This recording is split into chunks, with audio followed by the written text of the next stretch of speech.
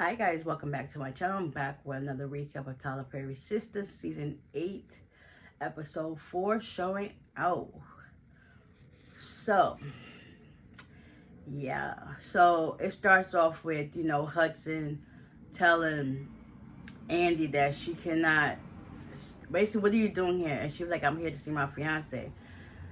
He basically told her he got power of attorney, and then the officer that's supposed to be keeping watch on Gary's room showed up, and he was like, what's all this fussing about? Because Andi and Hunter kept going back and forth. That's when he pulled out the paper, telling her that he got power of attorney. And she looked at it. She was just like, I really want to know what's the validity of this paper. Like, is it really true and valid? And then the officer was like, I don't know anything about the statute of limitations or whatever the case may be, but I can read, and it shows that Mr. Hudson, him in the suit, is power of attorney. So you, Miss Andrea Barnes, gonna have to leave the premises. So she was like, okay, I'm gonna just, go ahead and go, after they said a couple more words to each other. And as soon as the officer left, Andi decided to walk off. And then he gonna scream Andi and then grab her arm. You ain't had to do all that. You basically caused the scene to show like you got power. You ain't had to do all that. Like, you literally just berated this girl, and it seems to make it seem as if she's the one that's put a knife through his chest. And she was like, whoever did it, I hope they come for you next. Like, period, Andi. Like, she could be assertive when she wants to. So eventually he's like, oh, I have a change of heart. You can go see him. Like, whatever. He just did that to save face. Moving right along, Fatima and Robin, they finally have a conversation and talk about, he knows how Andi is her friend. He got her, that Fatima got her back. But then Fatima's like, listen, I also know that you and Andi's relationship go farther than this thing. I just want to know why you're really here. What a coincidence. He was like, listen, I was in the UK getting stuff finalized, but Leland died, and then all the stuff right here with Gary. So it's just like, I'm trying to make sure that Andi's good, because if I wasn't there at the nick of time, she basically would have been going to jail for something she ain't even do. And he was like, that's just what it is. But Hayden is your boss. You need to get your work done and just make sure, keep your P's and Q's with him, copacetic, and keep your eyes on him, because basically, he know what he doing. And Fatima was like, listen, I know you ain't put this tax attorney to handle divorce law. And he was just like, don't worry about him. I got this. So she was just like, okay, whatever. And then she was like, I can't even say it. He was like, yeah, he's your boss. Then next, he leaves. Hayden comes out just in the nick of time. It's like, oh my God. She was like, get out of my face. And she walks off. He follows behind like, where are you going? So they end up in the conference room. What else? I'm trying to go back in order how they had the scenes. But, Sabrina and Maurice's at work. Paige pulls up. I know I skipped the part, but we're going to backtrack. Paige pulls up basically saying, like, she got fired and she want to know why. Maurice knew why. He did all that stuff to get her fired. Like, listen, you ain't come for my girl. Like, regardless. Only I could come for her, basically. And they was going back and forth at it. And then Sabrina was like, just bring me back some proof that, you actually work here. If not, I would drag you out of this office myself. Or this bank myself. And then Paige and them went back and forth, and she left. Tony took it upon himself to sign her up for this program that she didn't know nothing about. Mind you, it's not even a paid program.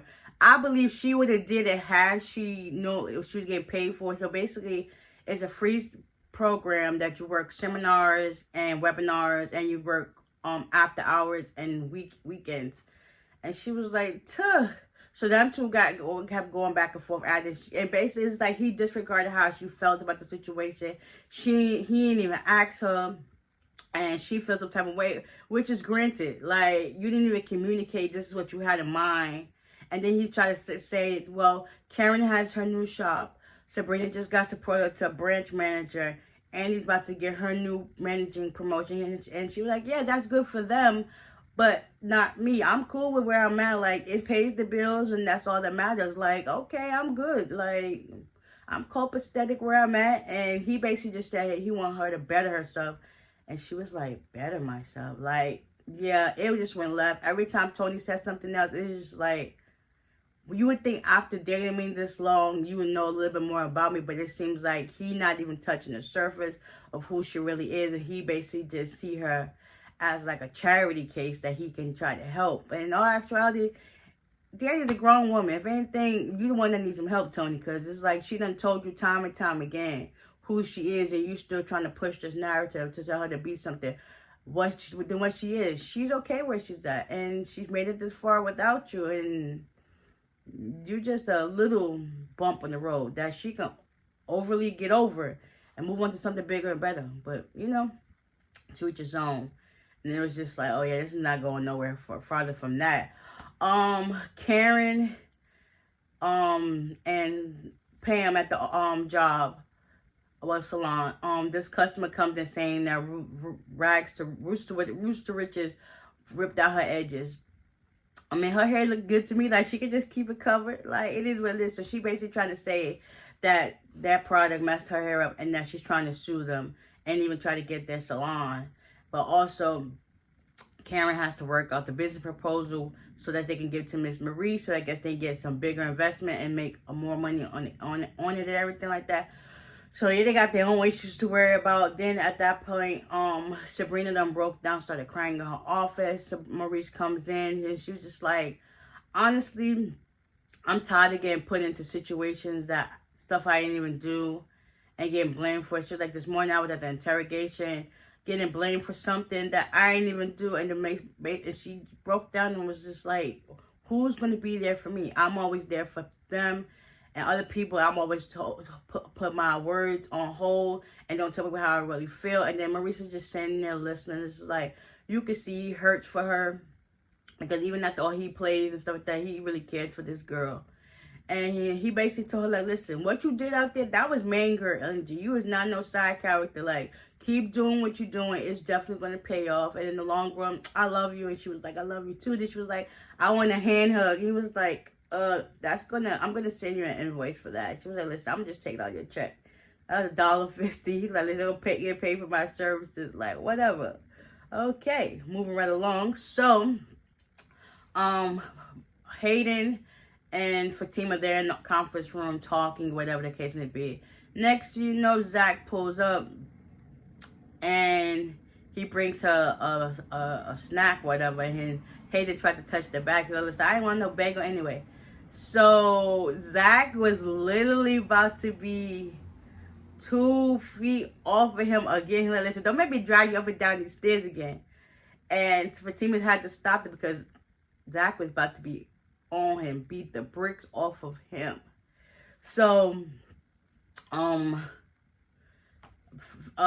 was on the other side of Fatima and he was trying to go out that way, but Zach stepped in front of the door, so he ended up walking around to go out to the other way. And then he was like, listen, you got 5 minutes. No, he was like, 5 minutes. This felon is going to be out of this office for security. So while he left, Fatima and Zach was having a conversation. He started eating her sandwich. And I was just like, bro, didn't you bring your girl food? Like, why do you always think that when you buy her food, you don't buy two? And then you just start eating away. But anyways, she's eating the sandwich and they talk about maybe you think Hayden's behind or you think Robin's behind. They was just like, maybe. And he started taking a few bites and then she looked at and she was like, I thought that was my snack. He was like, yeah, it was. But the smell of it started making her nauseous. So he was like, are you all right? You good? She was just like, yeah. And he was like, this, all right, I'm going to wrap this up so we can, about the next thing you know, Hayden always behind. Like, oh, he just irks their nerves and he just, with a passion, they just hate him. And it's just like, let me just get him one more time. And Fatima was like, nah, you good, just go. So he leaves or whatever the case may be. Andi finally goes to see Gary. She starts professing her love for him, I guess, or reminiscing and stuff like that.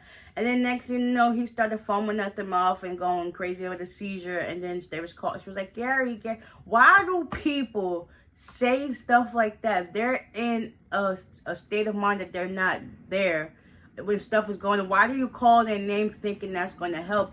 if anything, it's probably gonna make it worse because that's like a knee-jerk reaction.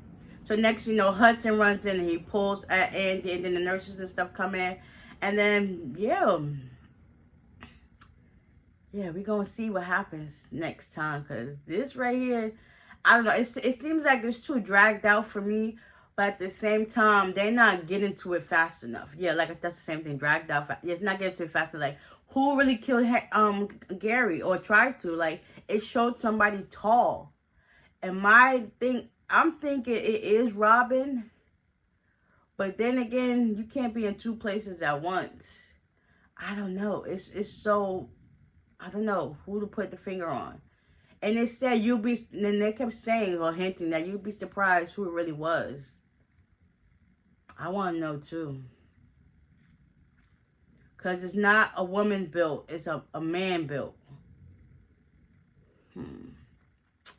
I'm stumped, but I'm also intrigued to know who did it, because like, bring it on the next episode, okay? So next week's episode, it shows Miss Marie's back in town. Andy, I guess, starts going crazy and drinking. They don't want to get into that. And then, yeah, the girls just will be girls. I can't wait for next week. I got y'all. So with that being said, bye.